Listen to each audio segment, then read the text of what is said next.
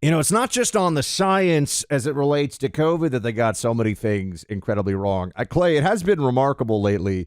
You saw that Hillary Clinton tweet about how if it's so hot outside, you need to blame a Republican, blame a MAGA voter. You're like, wait, what? It's hot? You're going to blame MAGA voters? Here's Joe Biden, noted scientist, right up there alongside Greta Thunberg. Play 14. I don't think anybody can deny the impact of climate change anymore. There used to be a lot of time when I first got here, a lot of people said, oh, it's not a problem. Well, I don't know anybody, I shouldn't say that. I don't know anybody who honestly believes climate change is not a serious problem. Just take a look at... I do.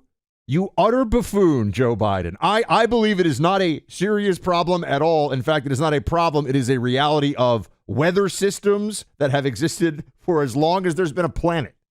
Yeah, it's funny to me when you look at the history of the planet and you think in terms of hundreds of millions of years. Basically, everywhere has had every weather imaginable. And so this idea that suddenly we're all going to die because of climate change, Buck, they don't talk about it, but the data actually reflects that as the planet warms, there are fewer deaths because the cold actually kills way more people. So in terms I live of in Miami, my death, man.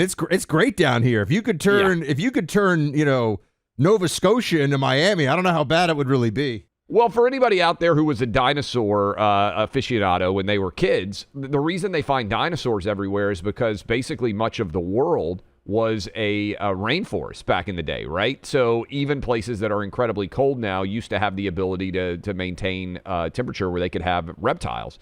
And so the idea that of all the things that are going on right now, this should be something that you or me or any of our kids lose sleep over, or that we would even talk about it. If you compare climate change to the national debt, we're $32 trillion in debt. I'm way more concerned about the $32 trillion in debt than I am climate change. You know what? One thing, Clay, we were talking about this in 2019, this summer, when I was doing my show solo. I said, you know what scares me a lot more than climate change, everybody?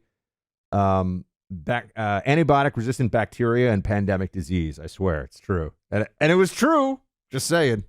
You and Fauci.